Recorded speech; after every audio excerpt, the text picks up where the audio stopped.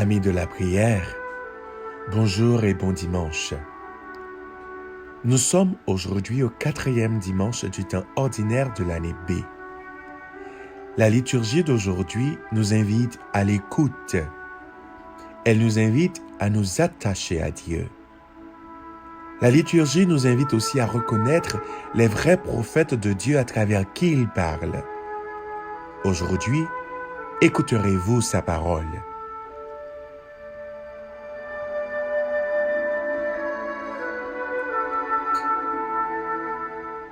Pour écouter, il faut avoir l'oreille ouverte. Cela veut dire être attentif. Pour écouter, il faut aussi être en silence. Pour écouter, il faut une disposition qui inspire confiance. Pour écouter, il faut être prêt à changer, à obéir et à devenir. En hébreu comme en grec, obéir a le même racine que le verbe écouter, au sens de faire confiance. Amis de la prière, chaque jour nous pouvons réapprendre à écouter, nous pouvons réapprendre à faire confiance, nous pouvons réapprendre à choisir Dieu.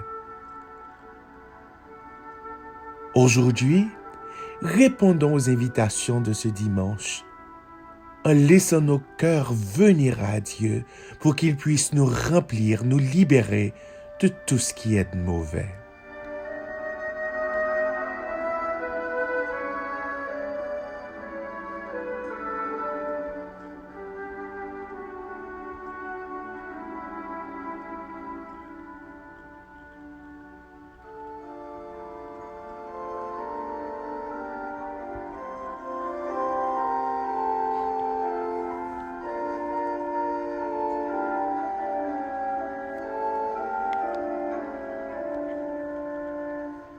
Ils ont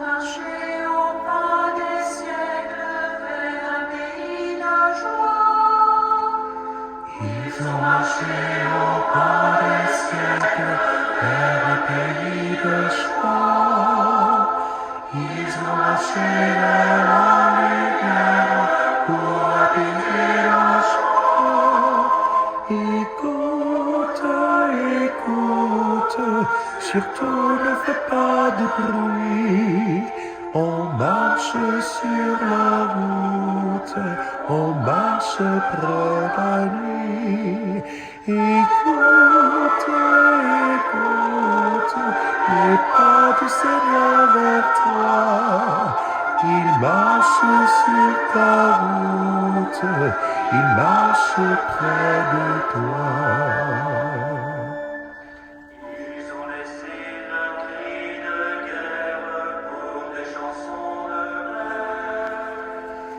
Ils ont laissé leur cri de guerre pour des chansons de paix.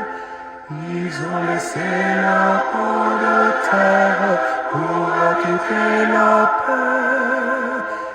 Écoute, écoute, surtout ne fais pas de bruit. Nous marchons sur la route, on marche par la nuit. Écoute, écoute, les pas du Seigneur vers toi. Il marche sur la route, il marche près de toi. Ils sont venus les mains ouvertes. Écoutons ensemble la première lecture tirée du livre de Deutéronome, chapitre 18, versets 15 à 20. Moïse disait au peuple, « Au milieu de vous, parmi vos frères, le Seigneur votre Dieu fera se lever un prophète comme moi, et vous l'écouterez. C'est bien ce que vous avez demandé au Seigneur votre Dieu, au mont Horeb, le jour de l'assemblée, quand vous disiez, « Je ne veux plus entendre la voix du Seigneur mon Dieu, je ne veux plus voir cette grande flamme, je ne veux pas mourir. » Et le Seigneur me dit, « Ils ont bien fait de dire cela. Je ferai se lever au milieu de leurs frères un prophète comme toi. Je mettrai dans sa bouche mes paroles et il leur dira tout ce que je lui prescrirai. Si quelqu'un n'écoute pas les paroles de ce prophète, que ce prophète prononcera en mon nom, moi-même, je lui en demanderai compte. Mais un prophète qui aurait la présomption de dire en mon nom une parole que je ne lui aurais pas prescrite ou qui parlerait au nom d'autres dieux, ce prophète-là mourra. Parole du Seigneur.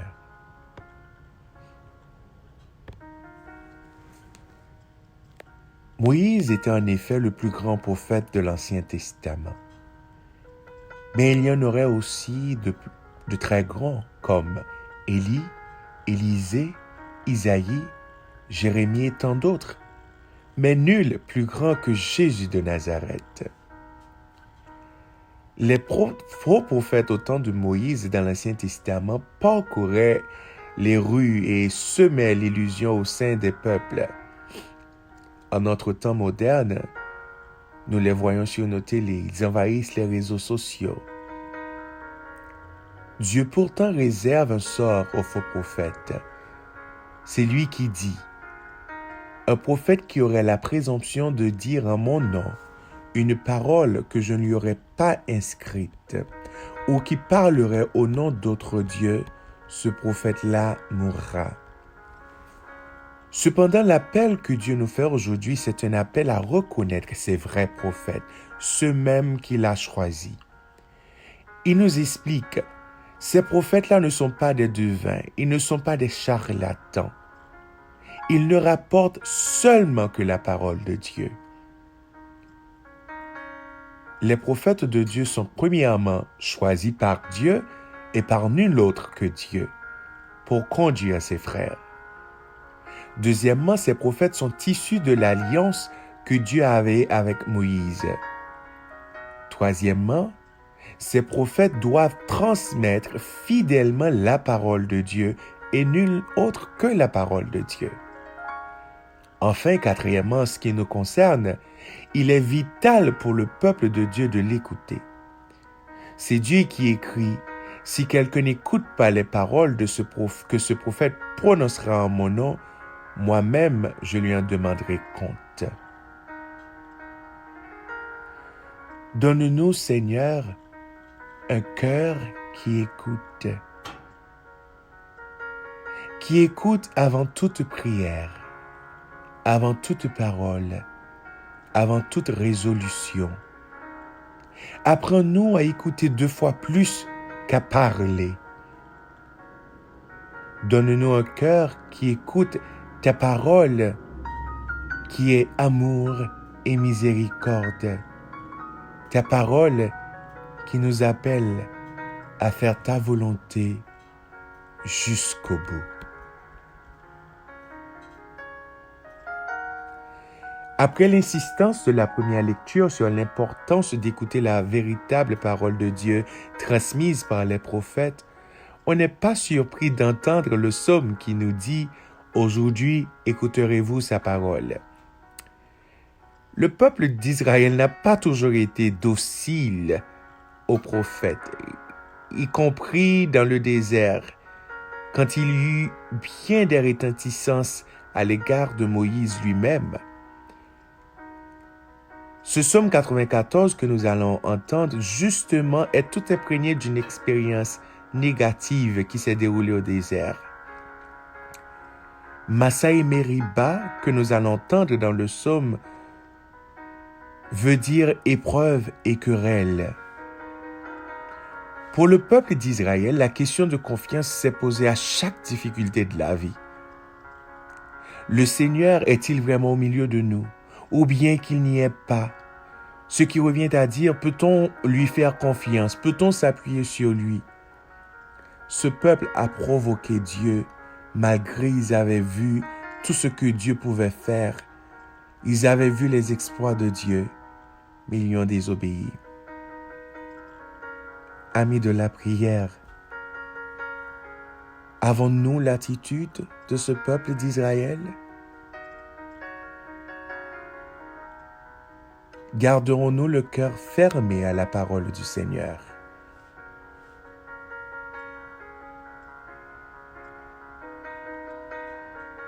Est-ce que nous allons lui faire confiance? Pas seulement pour les bons moments, mais en tout temps. Écoutons le psaume 94.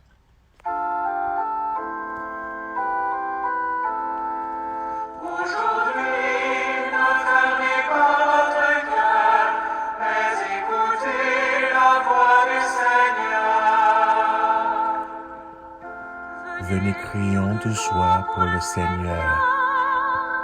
Acclamons notre rocher, notre salut. Allons jusqu'à lui en rendant grâce.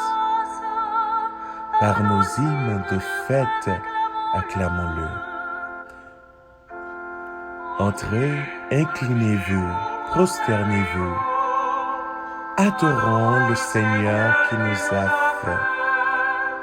Oui, il est notre Dieu. Nous sommes le peuple qu'il conduit, le troupeau guidé par sa main. Aujourd'hui, ne fermez pas votre cœur, mais écoutez la voix du Seigneur. Aujourd'hui, écouterez-vous sa parole. Ne fermez pas votre cœur comme au désert, comme au jour de tentation et de défi, où vos pères m'ont tenté et provoqué, et pourtant ils avaient vu mon exploit. Aujourd'hui, ne fermez pas votre cœur, mais écoutez la voix du Seigneur.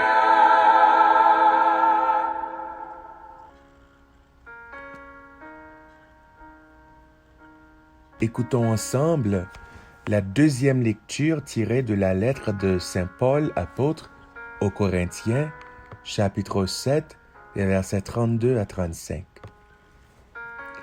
Frères, j'aimerais vous voir libres de tout souci. Ce qui n'est pas marié a le souci des affaires du Seigneur. Il cherche comment plaire au Seigneur. Celui qui est marié a le souci des affaires de ce monde. Il cherche comment plaire à sa femme et il se trouve divisé.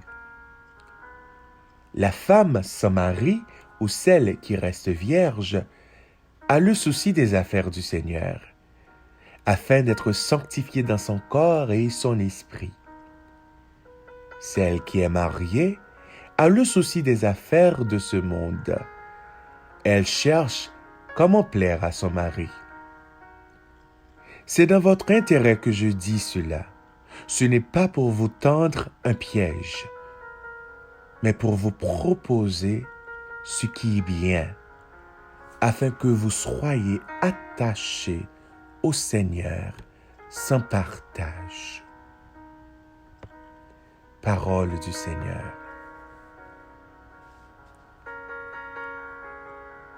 Être attaché au Seigneur sans partage, décidément, c'est la seule chose qui compte pour Saint Paul et qui devrait compter pour chacun de nous. Saint Paul ne nous propose pas un cours sur le mariage ou sur la vie célibataire. Il ne nous tend pas un piège, mais il nous propose ce qui est bien. C'est notre intérêt qu'il cherche. Son seul objectif est la propagation de l'Évangile. À chacun de choisir l'état de vie qui lui permet d'être le plus disponible. La seule chose qui compte, c'est que nous soyons attachés au Seigneur, sans partage, car nous sommes dans les temps derniers. Seigneur, nous venons à toi avec toutes nos peines, avec tous nos soucis, toutes nos craintes, nos peurs, tels que nous sommes. Nos peurs nous empêchent d'écouter ta parole. Nos peurs nous poussent à être des rebelles. Et nos peurs nous poussent loin de toi.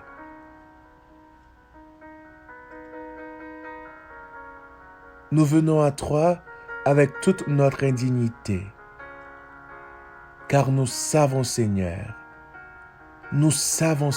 qu'en toi, tout n'est que grâce. Nous savons, Seigneur, si nous nous attachons à toi, Seigneur, nous trouverons la paix, cette paix qui surpasse toute intelligence. Attire-nous à toi, Seigneur.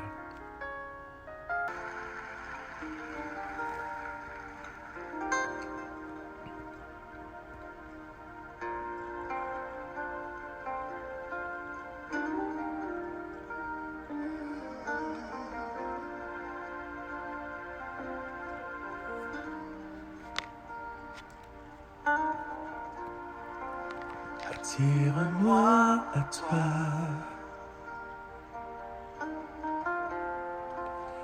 Ne me laisse pas.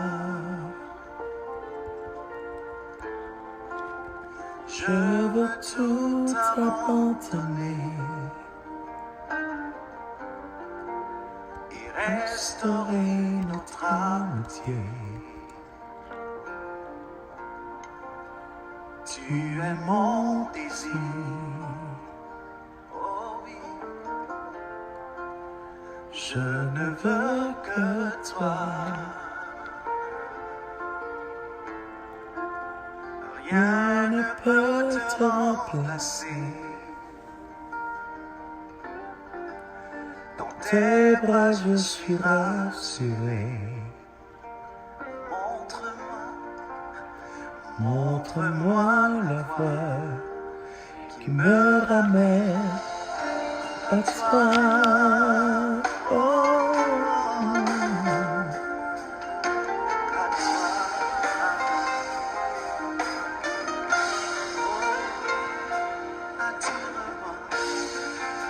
Attire-moi à toi.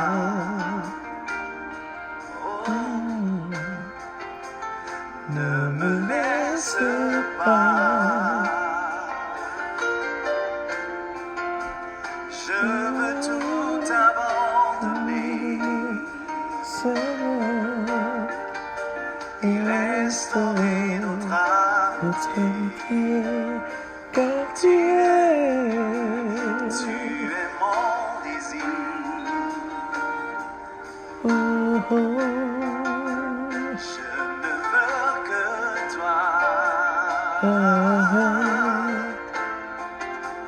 Rien ne peut te remplacer. Dans tes bras je suis rassuré. Montre-moi la voie qui me ramène. Chantons-lui à toi. Tu es tout pour moi.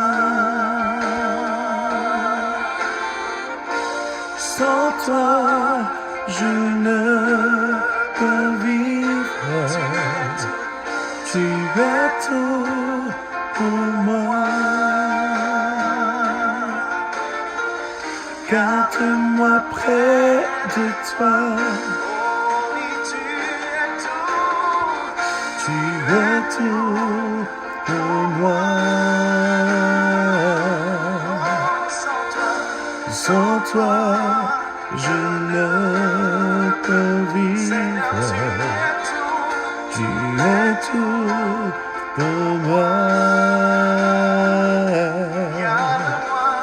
Garde-moi près de toi. Garde-moi près de toi. Garde-moi près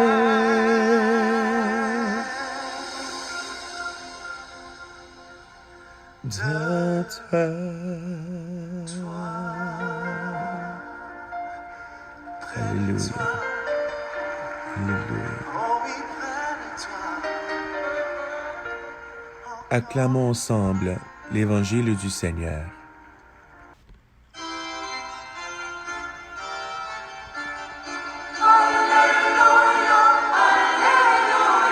Alléluia, Alléluia, Alléluia, Alléluia.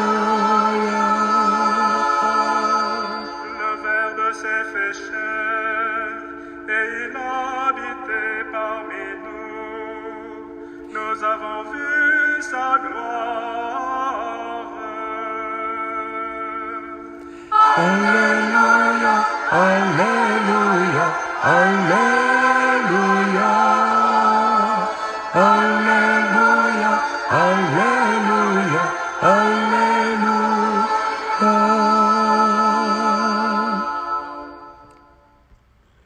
Évangile de Jésus-Christ selon saint Marc, chapitre 1, versets 21 à 28.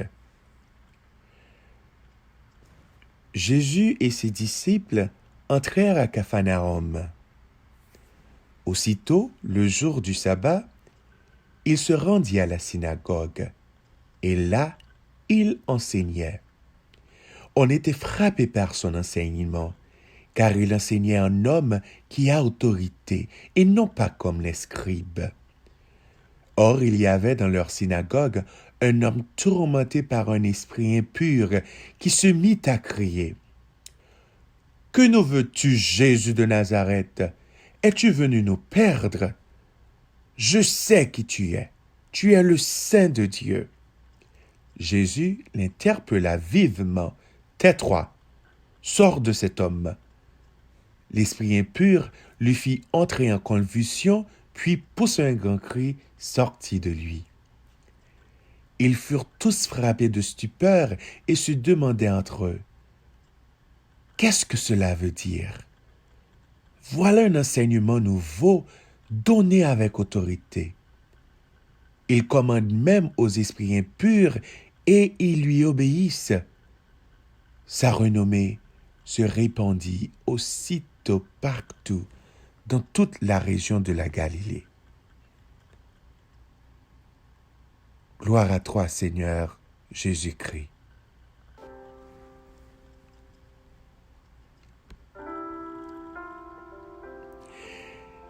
C'est un des premiers jours de sa mission. Jésus commençait à annoncer la bonne nouvelle. Il était sur la rive du lac de Tibériade, de la synagogue de Capharnaüm, comme nous venons de l'entendre. La synagogue, c'est le lieu où l'on déroule la Torah. La Torah était la parole de Dieu que les Juifs lisaient et après commentaient. Marc, dans son évangile, veut marquer l'enracinement de Jésus dans le monde juif, l'enracinement de Jésus dans la tradition de son peuple. Et là, dans la synagogue, Jésus se met à enseigner. C'était normal parce que tout juif avait le droit de se présenter pour commenter les Écritures qui venaient d'être lues. Mais il l'a fait différemment. Rappelez-vous de la première lecture. « Je ferai lever au milieu de vous un prophète. Je mettrai ma parole dans sa bouche. » Jésus parlait et ceux qui l'écoutaient étaient frappés par son enseignement, car il les enseignait en homme qui a toute autorité, non pas comme les scribes. Les scribes, ils enseignaient ce qu'ils avaient appris de leur maître, mais Jésus était la parole lui-même. Jésus est le prophète de Dieu qui nous parle du vrai Dieu, qui nous apporte l'enseignement de Dieu. Il est l'incarnation de la parole. Il parlait de ce qu'il vivait. C'est donc au cœur même de cet enseignement de Jésus que Marc note une rupture, une nouveauté. L'histoire du monde vient de basculer à l'enseignement des scribes, vient de se substituer celui du Sauveur. C'était plus les mêmes paroles, c'était plus les paroles pour paroles, mais c'était Jésus lui-même qui parlait la parole de la vie. Marc décrit aussi l'expulsion d'un démon, ce que nous appellerions aujourd'hui un exorcisme. Alors, Marc nous fait deux facettes ici dans cet évangile.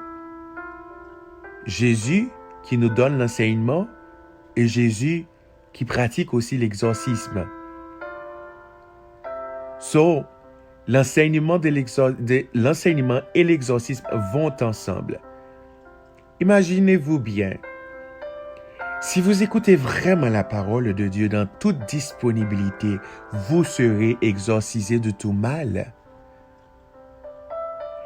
C'est-à-dire que le meilleur des enseignements est l'action, la vraie, celle qui libère l'homme de toute forme de mal. Et tout ceci, nous l'avons vu, se passe dans la synagogue. Et qui plus est, tout cela s'est passé un jour de sabbat, qui n'est pas sans importance puisque le sabbat était le jour par excellence où l'on célébrait l'action du Dieu créateur et libérateur. Et voilà que Jésus, avec son autorité, est venu libérer. Il est le sabbat lui-même. En Jésus, Marc nous montre le Père qui libère des hommes de tous les démons qui les possèdent. Les temps sont accomplis puisque le mal est vaincu. Le mal est vaincu. Une petite parenthèse, le mauvais esprit a reconnu l'autorité du Christ. C'est le mauvais esprit qui a déclaré « Jésus de Nazareth, tu es le Saint de Dieu. Nous savons qui vous êtes. » Amis de la prière, si même le diable, ou ce qui est mauvais, reconnaît la puissance de Dieu, pourquoi avoir des doutes sur ce que Dieu peut faire et accomplir pour nous? Si le diable tremble devant lui, pourquoi aller chercher ailleurs? Pourquoi aller consulter les divins, les faux prophètes? Ou encore, pourquoi associons-nous un mauvais esprit pour avoir des résultats immédiats?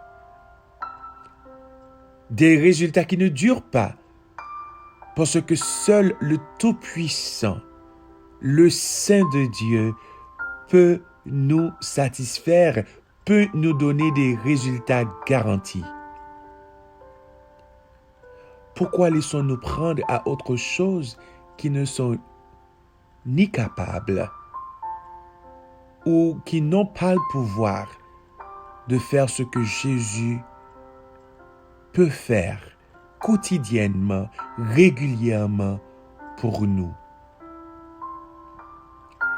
Amis de la prière, ouvrons nos cœurs en ce moment. Ouvrons nos cœurs et laissons Dieu y entrer. Ouvrons nos cœurs pour louer ce Seigneur qui nous écoute et qui nous invite à l'écouter. Oui, il écoute tes prières et aussi il voit tes pleurs. Attachons-nous au Seigneur car rien n'est plus important que ça. Donnons-nous entièrement à celui qui est le Saint des Saints. Louons celui qui nous délivre de tout mal.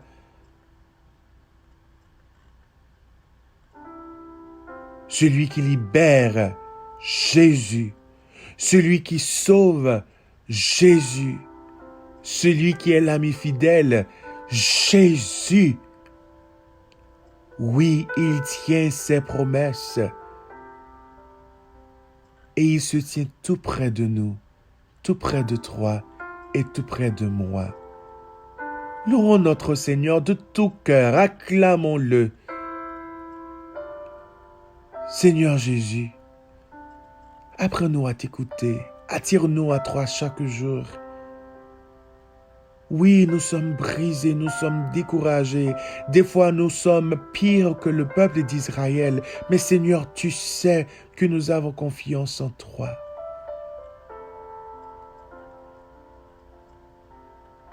Nous croyons en ta bonté. Nous croyons en ton amour, en ta puissance, Seigneur. Aide-nous à te chanter, spécialement à travers nos incertitudes, à te louer à travers nos difficultés.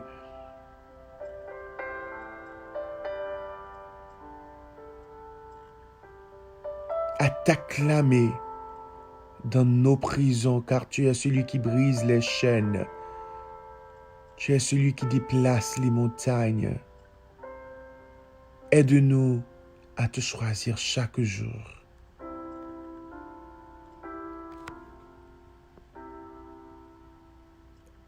Aide-nous, Seigneur, à reconnaître ta voix qui nous parle chaque instant.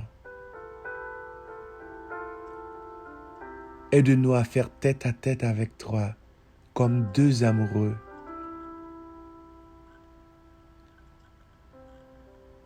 Toi, l'amour, toi, la paix, toi, la joie, toi, le libérateur.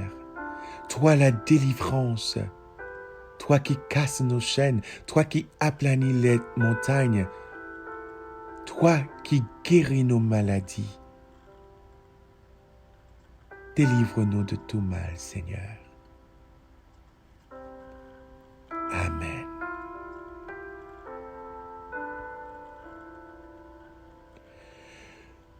Tu es saint. Toi, force, Dieu tout-puissant, éternel, louange à l'agneau, louange à l'agneau, tu es saint, toi, voisin, Dieu tout-puissant, éternel, louange à l'agneau, louange à l'agneau. Oui, tu es saint, le Saint des saints, Dieu tout-puissant, éternel,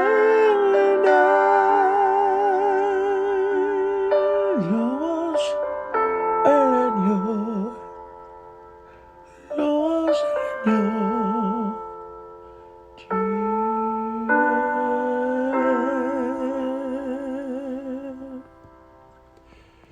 Notre Père qui es aux cieux, que ton nom soit sanctifié, que ton règne vienne, que ta volonté soit faite sur la terre comme au ciel.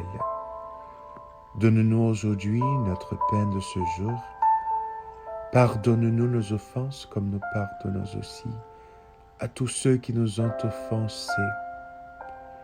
Ne nous laisse pas entrer en tentation, Seigneur, mais délivre-nous de tout mal. Car c'est à toi qu'appartiennent le règne, la puissance, la gloire, pour les siècles des siècles. Amen. Amis de la prière, c'était avec vous, Carlo Balthazar, pour cette méditation d'aujourd'hui. Cette semaine, prenez le temps d'écouter la parole de Dieu. Prenez le temps d'ouvrir votre Bible pour lire pour méditer, plus précisément pour entendre Dieu qui vous parle directement. Avant, il nous avait parlé par les prophètes. Il nous a parlé à travers son Fils Jésus. Maintenant, il s'adresse à toi directement et à moi directement. C'est à nous de nous mettre disponibles pour écouter sa parole. Passez une bonne semaine et continuez à louer le nom du Seigneur.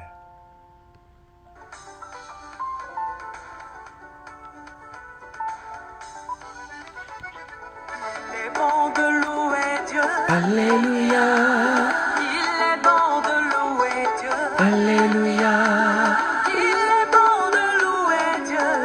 En louant-le, en louant-le. Il est bon d'élever Dieu. Alléluia, Il est bon d'élever Dieu. Alléluia, Il est bon d'élever Dieu. Alléluia, Alléluia, Alléluia. Il est bon de louer Dieu, Alléluia, Alléluia, Alléluia. Il est bon de louer Dieu, Alléluia, Alléluia. Bon dimanche.